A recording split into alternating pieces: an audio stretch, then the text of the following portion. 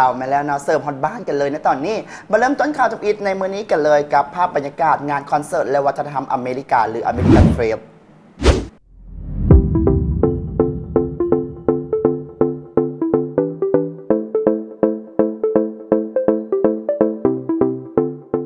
มาชมภาพบรรยากาศงานคอนเสิร์ตและวัฒนธรรมอเมริกาหรืออเมริกาเฟสซึ่งจัดขึ้นในวันเสาร์ที่ผ่านมาที่หอวัฒนธรรมแห่งชาตินครหลวงเวียงจันทร์ภายในงานก็มีผู้รักผู้ใหญ่ทูตานุทูตแขกที่ถึกเชิญเหล่าคนดังของวงการบันเทิงมวลชนชาวนครหลวงเวียงจันทร์และชาวต่างประเทศก็ให้เกียรติเข้าร่วมอย่างหนาแน่นเฮ็ดให้หอวัฒนธรรมแห่งชาติน้อยไปถนัดตา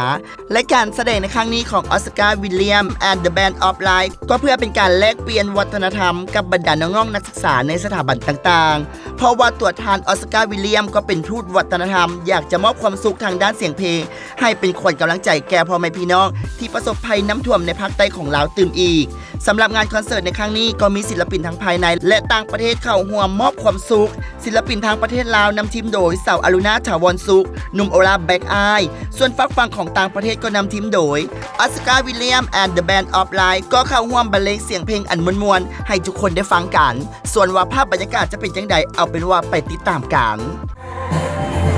เที่ยวเห็นที่เป็นได้ทุกวัน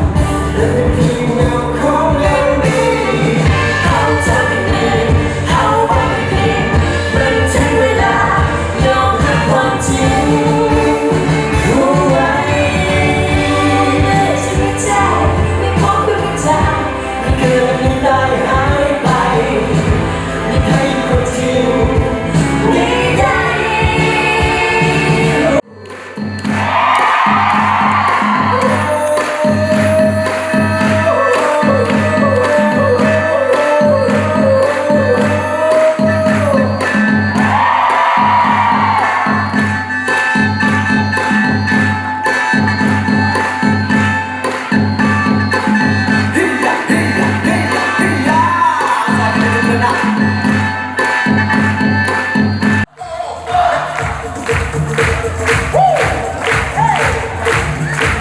Let's try it again.